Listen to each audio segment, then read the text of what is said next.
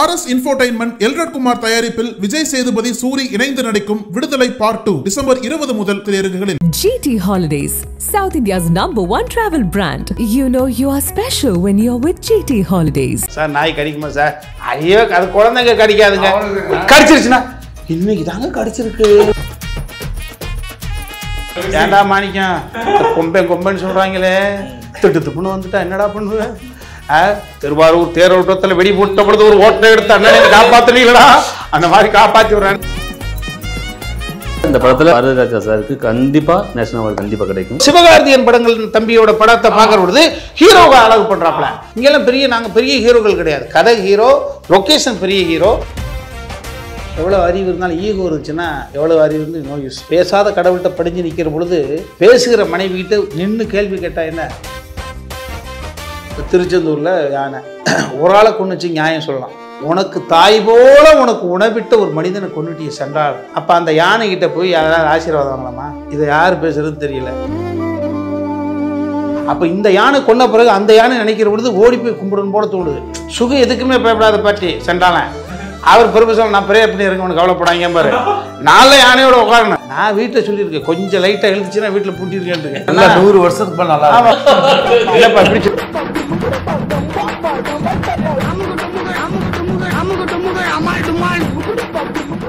Hi வணக்கம் and welcome to Nakkheeran studio. நான் ராம்குமார். இன்னைக்கான கான்வர்சேஷன் ரொம்ப இம்பார்ட்டண்ட்டாக இருக்க போகுது. ஒரு முக்கியமான 3 பேரை இன்னைக்கு நம்ம நிகழ்ச்சியில் சந்திக்கிறதுல ரொம்ப ஹாப்பி. உங்கள் எல்லாருக்குமே வணக்கம்.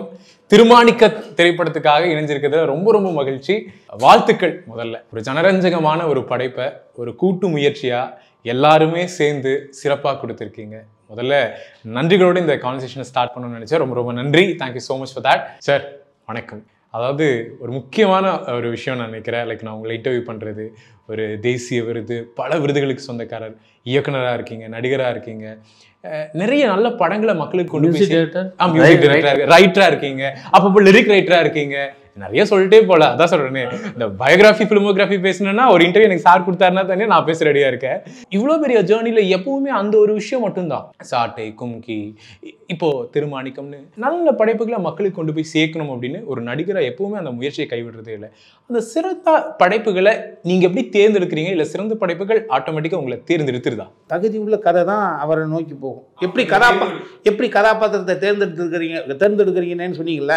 தம்பி இப்போ கூட ஒரு ப்ரொடியூஸ் பண்ணிட்டு இருக்கிறாப்புல ஒரு படம்.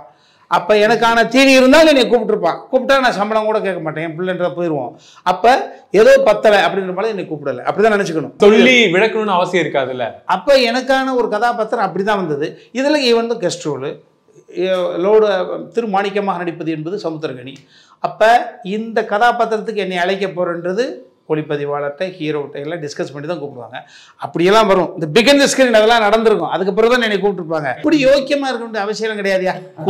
குடும்பத்தை வறுமையில தள்ளி விட்டு நீ என்னையா அப்படியெல்லாம் இல்லையான்னு ஆடியன்ஸ் கேட்பான்ல, அந்த பிரதிநிதியாக இந்த மக்களின் பிரதிநிதியாக எடிட்டிங்ல பாத்தீங்கன்னா நீங்க படத்துல பாக்குற ஷாட் இல்லாம ஆக்ஷன் சொல்லி கட்டு சொல்லி முடிச்ச எல்லா ஷாட்டுமே கணேன் விழுந்து சிரிப்பாரு. இல்ல பேசிட்டு இருக்கும்போது தூங்கி விழுவாருல, அப்ப சிரிப்பு வரும் அண்ணனுக்கு. அவர் தள்ளி விட்டுட்டு விழுவாரு. அவர் பண்ண முடியாது. சின்ன ஒரு அப்படி வைல்டா கண்ட்ரோல் பண்ண முடியாத சிரிப்பு வந்துட்டு போகும். தனியர் ரிஹர்சல் பண்ணிருப்பான், அதையும் சிரிச்சு மீதியும் சிரிப்பான். தம்பி ஆத்மா தானே தம்பி. சும்மா சார், நீங்க எடுத்த பல படங்களுமே நார்மலான ஒரு லேண்ட்ஸ்கேப் இருக்காது, எல்லாமே மலைகள் சார்ந்து அந்த மாதிரியான இடங்கள்ல அதோட பெஸ்ட் வெர்ஷன் என்னவோ அதை பிரிங் பண்ணி தரீங்க. ஆடியன்ஸ் அந்த விஷுவலை பார்க்கும்போது, நான் இந்த படத்தை பார்க்கும்போது, இல்லை கும்கி ஏதோ ஒரு படத்தை பார்க்கும்போது நான் அது கூட இணைஞ்சிருக்கேன், அந்த சூழலோட நான் வந்து பயணம் பண்ணுறேன் அப்படிங்கிற ஒரு உணர்வை ஏற்படுத்தி கொடுத்துருக்கீங்க. எப்பேற்பட்ட ஒரு விஷயமா இருந்துச்சு? கற்றுக்கிறதுக்கும் நம்ம கற்றுக்கிட்ட பல விஷயங்களை இந்த படத்தில் புதுக்குமான ஒரு வாய்ப்பாக இருந்திருக்கும்ல திருமாணிக்கம். அதை பற்றி சொல்லுங்க சார். இதில் என்னென்னா ஒரு முக்கியமான விஷயம் என்னென்னா, இதெல்லாம் தேவையில்லை. எதுலாம் ஒரு சினிமாட்டிக் பண்ணணும்னா அதிகமாக லைட் தேவையில்லை. எக்ஸ்ட்ரா ஆக்டிவிட்டிஸ் ஏதாவது எக்யூப்மெண்ட் வைஸ் எதுவும் தேவையில்லை. ஏன்னா இதில் நீங்கள் எனி எக்யூப்மெண்ட்ஸ் புதுசாக ஏதாவது இதில் ஆட் பண்ணால் பண்ணிட்ட கேரக்டர்ஸ் எல்லாம் அடி வாங்கி போயிடும். புதுசாக இதை லைட் போட்டிங்கன்னா அது ஒரு மாதிரி ஆர்டிஃபிஷியலாக வந்துடும். இதெல்லாம் வேணும், அவாய்ட் பண்ணிட்டோம். ஜிம்மியாக இருக்கட்டும் அவாய்ட் பண்ணிட்டோம். இல்லாத ஒரு ஃபோட்டோகிராஃபி படத்தில் ட்ராகன் டாலி அவாய்ட் பண்ணிட்டோம். ஒன்லி ஒரு ஸ்டெடிகம் அவாய்ட் பண்ணிட்டோம். ஒரே ஒரு கேமரா, ஒரு கிம்பல், அதை வச்சு நான் பண்ணித்தரேன். என்ன அதே மாதிரி இங்கே இப்போ அண்ணன் சொன்னார்ல கும்கி சீரியஸான, நான் அந்த படத்துலேருந்து எந்த ஆர்டிஸ்ட்டுக்கும் நான் மார்க் கொடுக்குற மேக்ஸிமம் விட்டுட்டேன். என்னென்னா நான் வந்து என்னென்னா உங்கள் பெர்ஃபார்மன்ஸை கேப்சர் பண்ணுறதுக்காக தான் நான் இருக்கேன். அதே மாதிரி டைரக்டர் சொல்கிறது வந்து அந்த ஒரு தொய்வில்லாமல் ஒரு விஷயம் இருக்கணும். தம்பி நீ சொன்னது பேக்ரவுண்டு லொக்கேஷன்ஸுக்குள்ளே அங்கெல்லாம் பார்த்தீங்கன்னா விக்ரம் பிரபுல யாருன்னே தெரியாது, அவங்க லொக்கேஷன் தான் எங்களை அழகுபடுத்துச்சு. அப்புறம் சிவகார்த்திகேயன் படங்கள் தம்பியோட படத்தை பார்க்குற பொழுது ஹீரோவை அழகு பண்ணுறாப்புல. அதில் ரெண்டு டிஃபரன்ஸையும் பார்த்தேன்.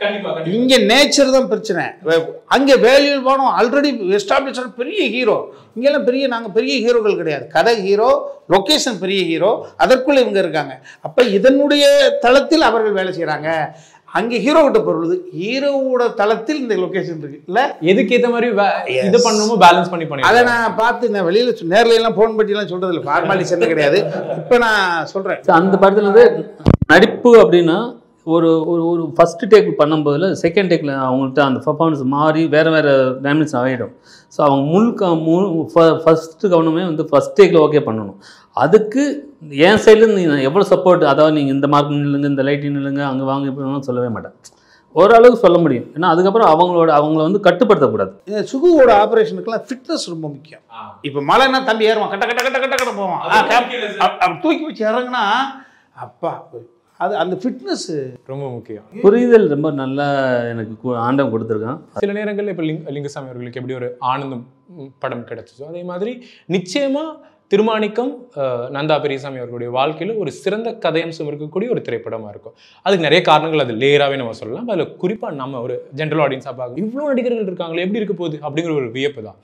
குறிப்பாக திரு மதிப்புக்குரிய பாரதி ராஜா அவர்களாக இருக்கலாம், வடிவுக்கரசி அம்மாவாக இருக்கலாம், சமுத்திரக்கனி அண்ணாவாக இருக்கலாம், சாராக இருக்கலாம், சின்னஜெயின் சாராக இருக்கலாம், இந்த மாதிரி பலதரப்பட்ட நடிகர்களை ஒரு படத்துக்குள்ளே கொண்டு வந்திருக்கீங்க. அது எப்படி சாத்தியமாச்சு? இயக்குனராக அந்த சவால் எப்படி இருந்துச்சு? அதுக்கு மிகப்பெரிய நன்றி வந்து ப்ரொடியூசருக்கு சொல்லணும். நம்ம சொல்ல எல்லா நடிகர்களையும் ஓகேன்னு சொன்னாலும் மறுக்கவே இல்லை அவர். எல்லாருமே சீனியர் ஆர்டிஸ்ட் மட்டும் கிடையாது, அவங்கள நம்ம கௌரவப்படுத்த மாதிரி சம்பளம் கொடுக்கணும். என்னென்ன சின்ன சம்பளங்களும் அதில் வந்து அண்ணனை சொல்லணும். அண்ணனுக்கு வந்து நம்ம கம்பெனிக்கு நம்ம பட்ஜெட் தாங்குவாரான்னு சொல்லி தான் எங்கள் ப்ரொடக்ஷன் சைடு பேசுனாங்க. இவர் சொன்ன அதுக்கு பிறகு அவங்க வேறு ஆப்ஷன் இருக்கான்னு கேட்டாங்க. நான் அண்ணன்ட்ட பேசுகிறேன்னே, ஏன்னா ரொம்ப நாள் கழிச்சு ஒரு படம் என் லைஃப்னே ஒன்றும் பேசாது, சொன்ன தொகையிலேருந்து பாதி தொகையை ஓகே பண்ணிட்டார். எனக்கு ரொம்ப அது அந்த சமயம் இந்த சமயத்தில் ஞாபகப்படுத்துகிறேன் உங்களுக்கு. அந்த மாதிரி நமக்கு எல்லாருமே அப்போ ஐயா இருக்கார்ல அப்பா, அவர்கிட்ட வந்து ட்ரிப்பு போட்ட அந்த ஸ்டேஜில் வந்து நமக்கு நடித்து கொடுத்தார். இந்த கதைக்குள்ளே கொண்டுட்டு போனோம், பர்சனல் நந்தாவுக்கு ஏதாவது ஹெல்ப் பண்ணணும்னு சொல்லி எல்லாருமே ஒரு நண்பர்களாகவும் நட்பாகவும் அந்த நடிகர்கள் எல்லாமே எல்லாருமே வந்து ஒவ்வொரு விதத்தில் வந்து என்னை பார்த்துருக்குறாங்க. எனக்கு நான் அடிக்கடி சொல்லி படைப்புகள் வேண்டுமானால் தோற்றுருக்கலாம், ஆனால் ஒரு படைப்பாளி தோற்கக்கூடாது. ஏன்னா இந்த மாதிரியான சிந்தனையாளர்களை வந்து பாதுகாக்க வேண்டியது என்பது திரை உலகத்தினுடைய மிகப்பெரிய ஒரு, இப்போ திரை உலகத்தில் தான் நம்மளும் இருக்குன்ற பொழுது அடிப்படையில் நாங்களும் ஒரு டெக்னீஷியன்ற பொழுது இப்போ சுகுமே அந்த தியாகத்தை பண்ணியிருப்பான். டிபெண்ட்ஸ் அட் ஆர்டிஸ்ட் பட்ஜெட், அதுக்கு ஒரு ரெமுனரேஷன் இருக்கலாம். இது எல்லா மக்களுக்கும் கொண்டு போய் சேர்க்கணும். இது நம்ம குடும்பத்துலையும் கொண்டு போய் மாணிக்கத்தை பார்க்க வைக்கணுன்றதுக்கான ஒரு விஷயத்தை தானே. இப்போ இல்லைண்ணே நான் பெரிய ஆர்டிஸ்ட் படம் மட்டும்தான் பண்ணுறேன் அப்படின்னு சுக அவாய்ட் பண்ணி போயிருக்கலாம்ல, கதை இழுத்து கொண்டு வந்து விட்டுருக்குல்ல. அப்போ கதை தான் உள்ள நிறைய பேர் உள்ளே கொண்டு வந்து இழுத்து விட்டுருக்கு. அண்ணெல்லாம் வந்து எனக்கு எலிஃபென்ட் பக்கத்தில் கேமரா அங்கே இருக்கு எங்கேயா இருக்குன்னு வச்சுங்களேன், அண்ணன் கரெக்டாக எலிஃபென்ட் பின்னாடி உட்கார வைப்போம். ஆமாம் உங்களுக்கு உட்கார வைக்க வேறு இடமே இல்லைன்னு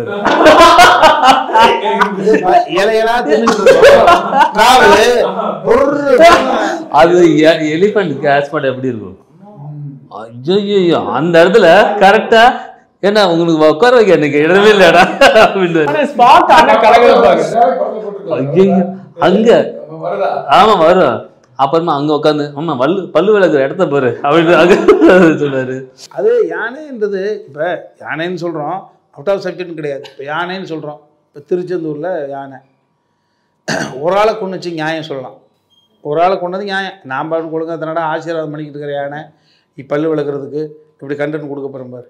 ஆசீர்வாதம் பண்ணுற யானையை போயிட்டு டார்ச்சர் பண்ணால் ஒரு ஆளை, அதையாவது நியாயம் சொல்லலாம். உனக்கு தாய் போல உனக்கு உணவிட்ட ஒரு மனிதனை கொண்டுட்டிய சென்றால், அப்போ அந்த யானைகிட்ட போய் யாராவது ஆசீர்வாதம் வாங்கலாமா?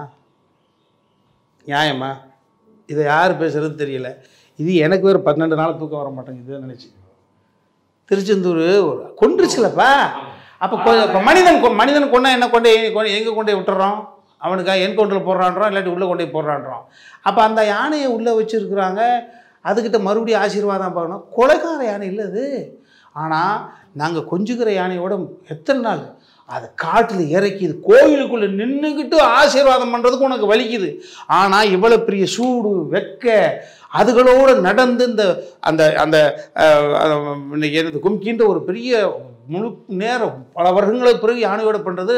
அப்போ இந்த யானை கொண்ட பிறகு அந்த யானை நினைக்கிற பொழுது ஓடி போய் கும்பிடணும் போல தோணுது. அது எவ்வளவு ஒளி வெள்ளத்தை தம்பி பாய்ச்சிற பொழுது, மனிதர்கள் துன்புறுத்துற பொழுது, வான் இழுக்கிற பொழுது, போன்னு சொல்கிற பொழுது, நாங்கள் குடிச்சு இழுத்துட்டு போகிற பொழுது ஒரு விஷயத்தை நாங்கள் புரிஞ்சுக்கிட்டோம். ஸோ அந்த அந்த அந்த யானையை போய் தம்பி இப்படி பிடிச்சிட்டோம்னு வச்சுக்கலேன், என் மேலே என்னை நம்பி ஒன்று நீ தொடுற, உன்னை நான் பார்த்துக்கிறேன். நாங்கள் நீ தொடையில துக்கு சிவரிங்க ஆச்சு, ஏய் என்ன என் மேலே உனக்கு நம்பிக்கை எதுக்கிட்ட சந்தேகத்தை தொடுற, அப்படி திரும்ப தலைவன். இதுதான் சைக்காலஜி நாங்கள் புரிஞ்சுக்கிட்டோம். சுகு எதுக்குமே பயப்படாத பாட்டி சென்றானேன், அவர் பெருமை நான் ப்ரே பண்ணி இருக்க, உனக்கு கவலைப்படாங்க பாரு, நாள யானையோட உட்காரணும். இது செம்ம கூத்து. அது கும்கியில் கூட நாங்கள் சொல்லலை, கும்கியில் கூட சொல்லலை. சாரி நீங்க சொன்னீங்களே சார், பிரபுசலமன் சார் ப்ரே பண்ணிருக்கேன், நான் தானடா நிக்கணும்பீங்களா? அதுக்கு இல்லை, அவர் ப்ரே பண்ணுவார்ப்பா. அதனால வந்து யாருக்குமே எந்த உயிர் சேதம் எதுவுமே நடக்கல. ரைட்டு நடந்துருந்தா. இப்போ ஒரு வீட்டில் ஒரு நாய் இருக்குது, போறேன்னு சார் நாய் கடிக்குமா சார்? ஐயோ அது குழந்தைங்க கடிக்காதுங்க, கடிச்சிருச்சுன்னா இன்னைக்கு தாங்க கடிச்சிருக்கு. அனிமல் யார் கண்ட்ரோலர்? மனுஷனே கண்ட்ரோலர் இருக்க மாட்டேங்கிறான். என்னடா நான் காலையில தெய்வம் சொன்னேன், இப்ப காலையில பேட் வேர்டு யூஸ் பண்றேன். காலையில தெய்வம் மாதிரி அப்படித்தான், மனுஷன் கண்ட்ரோலே இல்லையா இல்லையா? அதான் நான் வடக்கும் தெய்வம். சாரி சார், நீங்க சொல்லுங்க சார். இல்லை கும்கியில் கூட அந்த இது சொல்லலை, கிளைமேக்ஸ் எடுத்துகிட்டு இருக்கோம். அது நான் நைட் ஷூட்டிங் ஃபுல்லாக மதம் பிடிச்சிருச்சு யானைக்கு, ஃபுல்லாக இது மஸ்து வடிஞ்சிட்ருக்கு. 3 மணிக்குண்ணே அண்ணன் காவலுக்காக கீழே விக்ரம் கீழே இறக்கி விட்டுருவார், அண்ணன் உட்காந்துப்பார். அது எப்போ போடும் எப்போ தூக்கி விடும்னே தெரியல.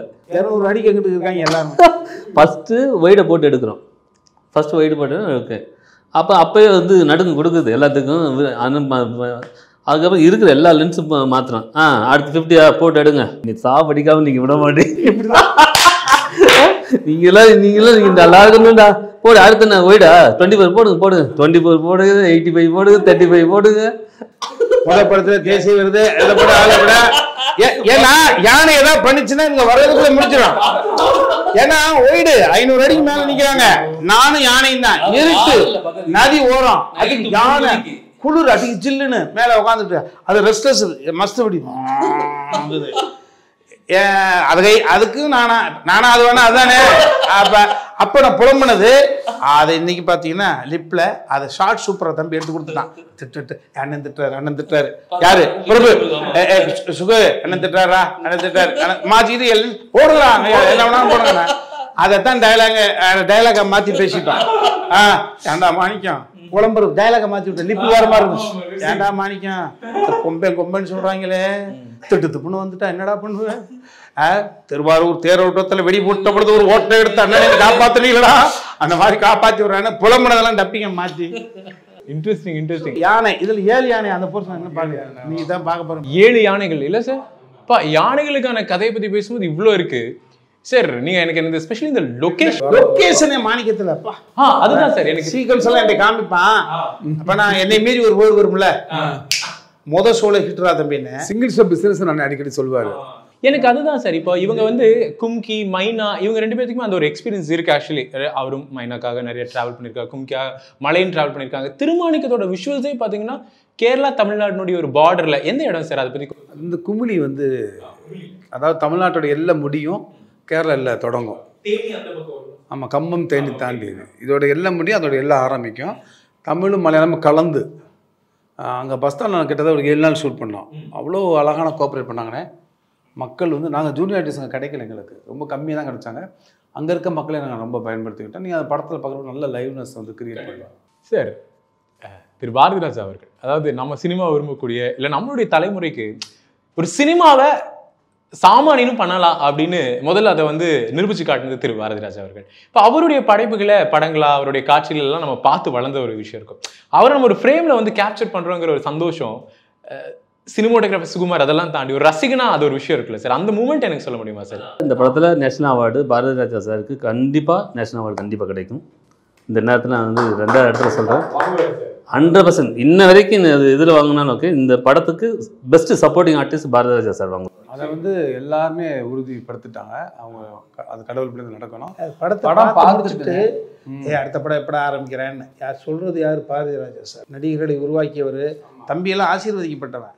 ஒரு மாபெரும் லெஜெண்டை தனது கேமராக்குள்ள எப்படி சிவாஜியை நம்ம வந்து நடிக்க வச்ச அந்த கடைசி படமை இயக்குனவர்கள்லாம் மிகப்பெரிய ஆசீர்வாதம்.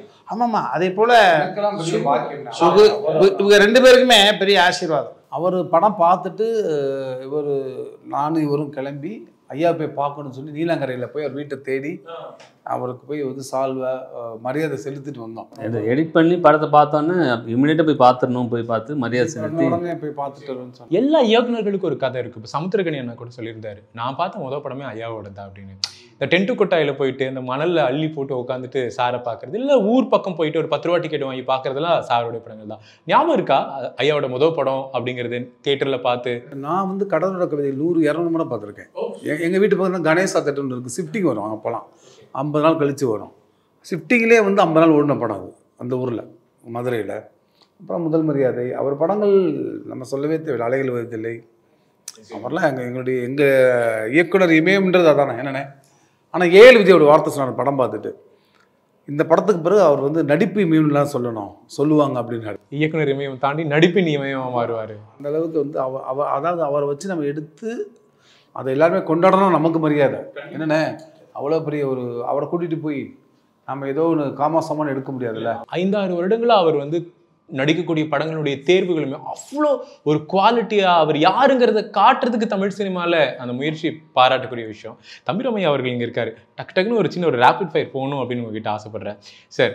சாட்டை மறக்க முடியாத ஒரு படம். அந்த மாதிரி வாத்தியாரா பல வாத்தியார் இருந்தாலும் இந்த வாத்தியாரை மறக்கவே முடியாதுன்னு ஒரு வாத்தியார் இருக்காரு அவங்களுக்கு பள்ளி நாட்களில் அருள்வழியார் அப்படின்றது அற்புதமாக நச்சாந்தப்பட்டியில் தமிழ் ஆசிரியர்.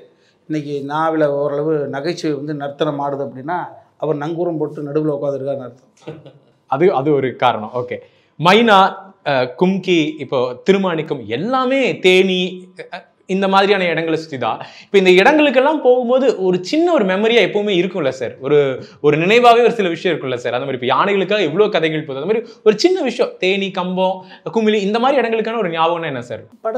படங்கள் தான் இங்கே போனது, அங்கே வந்தது. வேற நான் வந்து கல்யாணம் பண்ணிட்டு அடிமனா போனேன். இங்கெல்லாம் பொழைக்கிற பொழைப்புக்காக இங்கே போனேன். அந்த இடமெல்லாம் நம்மளை ஆசீர்வாதம் பண்ணி அது மட்டும் இல்லை, அந்த மைனா, கும்கி இவங்கெல்லாம் அந்த லொக்கேஷன் வந்து ஒரு முறை சென்று வந்த பிறகு அது வந்து டூரிஸ்ட் பிளேஸாக மாறி போச்சு.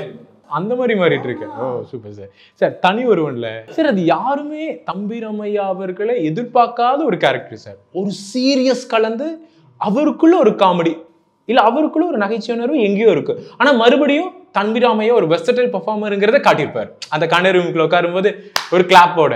சார் நீங்கள் சொல்லுங்க சார், அந்த மாதிரி நீங்கள் இன்னசென்ட்டாக பையன் என்ன சொல்கிறானோ அதெல்லாம் கேட்டுகிட்டே இருப்பீங்க. ரியல் லைஃப்பில் உமாபதி என்ன சொல்கிறது, சின்ன சின்ன விஷயங்கள், சரி தம் பையன் சொல்கிறான் கேட்போம் அப்படின்னு சின்ன சின்ன விஷயங்கள் என்ன கேட்பீங்க? இந்த உலகத்தில் அறிவு தேவையில்லை, அடுத்தவங்கள்ட்ட கடை வாங்கிக்கலாம்.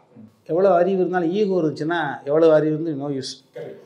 ஆமாம். ஸோ அப்போ நான் ஒரு மேலே அதிகாரிகிட்ட போகிறோம், அவர் கேட்குற கேள்விக்கெல்லாம் பதில் சொல்கிறோம், இல்லைனா வேலை போயிடும் இல்லையா. அப்போ கடவுள்கிட்ட போகிறோம், பணிஞ்சு நிற்கிறோம். பேசாத கடவுள்கிட்ட பணிஞ்சு நிற்கிற பொழுது பேசுகிற மனைவிக்கிட்ட நின்று கேள்வி கேட்டால் என்ன சொல்லிட்டு போகிறத கொஞ்சம் கேட்டு போனால் என்ன இருக்குது. ஈகோ தானே பிரச்சனை. அதை நான் எல்லாருக்கும் இருக்கும். ஈகோ இங்கிருந்து கோ அப்படின்னு சொல்கிறது. அப்படி போயிட்டா அவன் நிம்மதியை தூக்கலாம், கில்ட்டி இருக்காது. எமோஷனலாக ஈகோ தான் தம்பி ஒரு எல்லா நாட்டுக்கு பிரச்சனை, வீட்டுக்கு பிரச்சனை, தெருவுக்கு பிரச்சனை, உட்காந்து பேச சமாதானம் ஆகிடும். இருக்க வரை இயங்கணும் கரெக்டாக இல்லையா. மனிதன் குச்சி பிடிச்சி கூட்டிகிட்டு போகக்கூடாது. நம்மளை குச்சி பிடிச்சி கூட்டிகிட்டு போகிறதுக்குள்ள உச்சி கிளம்பிடணும் இல்லை. இருக்கும் வரை நானாக இயங்கணும். அண்ணனை கொஞ்சம் பத்திரமா பார்த்து இழுத்துட்டு போங்கடான்னா என் மேலே பச்சாதாரம் வந்துடும். நான் இதுவரை வாழ்ந்த வாழ்க்கையெல்லாம் சீரவாயிரும். ஐயையோ. அதனால் பார்த்தீங்கன்னா பெரிய மனிதர்கள்லாம் ஒரு சடன் பீரியடுக்கு பிறகு வெளியில் வர மாட்டாங்க. என்னை சிங்கமாக பார்த்துட்டேன்டா அப்படி சிங்கமாகவே விஷுவல் இருக்கு. ஆமாம், அது டிஆர் ராஜகுமாரி அம்மா பார்த்துருப்பீங்க. அவங்க நானே பார்த்தல, கேள்விப்பட்டிருப்பீங்க. அவங்க என்னை எப்படி நினச்சாங்களோ அதே பிம்பம் அப்படியே இருக்கட்டும் அப்படின்னாங்க. அது வந்து சமுதாயத்து மீது ஒரு பயம்தான் இல்லையா? நான் வீட்டில் சொல்லியிருக்கேன், கொஞ்சம் லைட்டாக எழுதுச்சுன்னா வீட்டில் பூட்டியிருக்கேன்னு இருக்கேன். நான் இல்லை, நான் வெளுத்துட்டு தான் போவேன். நல்லா 100 வருஷத்துக்கு மேலே நல்லா இல்லைப்பா இப்படி சொல்லிக்கிட்டேன். இன்டர்வியூ ஆரம்பிக்கிற முன்னாடி பேசிட்டு இருந்த விஷயம் எனக்கு கரெக்டா அது மாதிரி இவ்வளவு சிரிப்பு உங்கள்கிட்ட வந்துருச்சு, என்கிட்ட வந்துச்சு. அண்ணன் வந்தானே எவ்வளவு பேரு சீரியஸா சார். அப்போ நம்மளோட ப்ரெஸ்டேஷன் எல்லாம் போயிடுவாரு. எனர்ஜி இவ்வளோ கூட்டு வரோம். அப்போ அந்த எனர்ஜி இருக்கிறவரு நம்ம கூட இருந்தாருன்னா எவ்வளவு இருக்கும். அப்ப நமக்கு இவ்வளவு கொடுக்குறவர் அவர் எவ்வளவு எனர்ஜியா இருப்பாரு. காலையில் பார்க்குக்கு வாக்கிங் போயிட்டு அண்ணனுக்கு ஃபோன் பண்ணோம்னா பார்க்கு அதிர்ற மாதிரி சிரிக்க அடிச்சிருவாரு. எல்லாம் பார்ப்பாங்க. அங்கே பார்க்கில் அப்பப்போ நண்பர்கள் இருப்பாங்களா, தம்பிரமே அண்ணன் அப்படின்னு சொல்லி இப்போ சிரிச்சாலே அண்ணனா ஓகே ரைட் அண்ணன் கூட பேசுறாரு அப்படின்னு. அதாவது தம்பி சிற்றின்பம் சிரிக்கிறது ரெண்டில் தான் ஒரு மனிதனுடைய ஒட்டுமொத்த நரம்பு வேலை செய்யுது. நான் சிற்றின்பமாக இருக்க பாருங்க, அடிக்கடி நரம்பு வேலை செஞ்சுன்னா நட்டுக்க வேண்டியதான். ஸோ சிற்றின்பத்தோடய வாழ்க்கை சிற்றின்பமாக முடிஞ்சிடும். சிற்றின்பம் சைடாக போயிட்டு அதனால தான் சிற்றின்பம் தான். ஆமாம் சிரிச்சு எவ்வளோ சித்திருக்கானா, சிரிப்பது என்பது சிரிக்கிற பொழுது இல்லை நண்பர்கள் வேலை செய்யும். சிரிக்கிறது சைட் எஃபெக்ட் கிடையாது இல்லையா தம்பி? குறைந்தபட்சம் நம்ம சிரிக்கிறதுக்காக அடுத்தவர்கள் சிரிக்க வச்சுருதுன்றதான் விஷயம். அதனால தான் அந்த நகைச்சுவைக்கு மற்ற எல்லாத்துக்கும் இல்லாத என்ன சொல்கிறது, கசப்பு சுவை, இனிப்பு சுவை, கார சுவை, இதுக்கு மட்டும் தான் நகை சுவை தான். ஆபரண சுவை, நகையிலே ஆபரணம் இருக்குது, நகை இருக்குது பாருங்கள், விஷயம் பாருங்கள் இப்படி பேர் இருக்குல்ல. இது நம்ம புதுசாக கண்டுபிடிச்சது இல்லை. ஒரு சார்லி சாப்லேருந்து பிதாமகன் என்எஸ்கே இதெல்லாம் காமிச்சு அவரோட சிந்தனை என்பது என்ன, அவன் நகைச்சுவை பேசுவது என்பது அந்த அளவுக்கு வாங்கியிருக்கிறோம்னு அர்த்தம். நகைச்சுவை இப்படி சுலபம் வந்துருமா தம்பி? குத்துன்னு குத்தி இருக்குன்னு அர்த்தம். காலம் பிடரியை பிடிச்சிட்டு பின்மண்டையில் லபக்குன்னு குத்தி இருக்குன்னு அர்த்தம். ஆமாம், அண்ணன் சொன்ன மாதிரி ஈகோ இல்லாதவங்க தான் நகைச்சுவையாக இருப்பாங்க. நிச்சயமா சார், அது ஏற்றுக்கொள்ளக்கூடிய விஷயம் சார். ரொம்ப ரொம்ப நன்றி உங்களுடைய நேரத்துக்கு. எல்லா மக்களும் வந்து ஒரு 2.5 மணி நேரம் ஒரு படத்தை பார்க்கறதுக்காக டிசம்பர் 27 நாங்கள் எல்லாருமே திருமாணிக்கம்காக காத்துக்கிட்டு இருக்கோம். இந்த படம் மிகப்பெரிய வெற்றி அடையணும். உங்கள் எல்லாருக்குமே நம்மளுடைய நக்கீரன் சார்பாக வாழ்த்துக்கள். ரொம்ப நன்றி உங்களுடைய. நன்றி. இந்த நக்கீரனோட எனக்கு ஒரு நேரடி தொடர்பு இருக்கின்றதுனால அந்த உரிமையை எடுத்துகிட்டு தம்பிராமையா சொல்லிக்கிறேன். ஆமாம், என் தம்பி இந்த திருமாணிக்கம் கதையை ரைட்டர் அசோசியேஷனில் பதிவு செய்த பொழுது தான் அதே 27ஆம் தேதி ரிலீஸ் ஆகக்கூடிய என் மகன் நான் கதை வசனம் எழுதி தம்பி சொன்னதை போல இசைத்து ராஜாக்கிளியே அன்னைக்கிட்டேன். அதாவது அவர் யூனியனில் பதிவு பண்ண அந்த அன்னைக்கு தான் நானும் இந்த கதையை பதிவு பண்ணேன். ஆல் த பெஸ்ட்னு அவர் சொன்னார், பதிலுக்கு நான் ஆல் த பெஸ்ட்னு சொன்னேன். கை குலுக்கிட்டு வந்தோம். ரெண்டும் படமாயிடுச்சு. ரெண்டுமே படமாய் ஒரே நாள் ரிலீஸ் ஆகுது. ஒரே நாள் ரிலீஸ் ஆகுது. நீங்க எவ்வளவு ஈகோ இல்லாத மனிதருங்கிறது மகனோட படம் அதெல்லாம் இல்லை, நான் நடித்த படம், நான் என்னுடைய பையனுடைய படம்னு இங்கே வந்திருக்கீங்களே, மிகப்பெரிய ஆளுமை சார். ரொம்ப ரொம்ப நன்றி. அதான் 27ஆம் தேதி ஆமாம் திருமாணிக்கம் ராஜாக்களி ரெண்டுமே மனிதர்களுக்கான வாழ்க்கையை என்டர்டெயின்மெண்ட்டோடு சொல்லி நிச்சயமாக அந்த படங்களை பார்த்துட்டு வீட்டுக்கு செல்லுகிற பொழுது 2025 பிறக்கிற பொழுது ஃபீல் குட்டாக இருக்கும். அதனால தான் ரெண்டுமே ஃபீல் குட் மூவி. நன்றி சார், உங்களுடைய நேரத்துக்கு ரொம்ப ரொம்ப நன்றி sir. Thank you so much sir.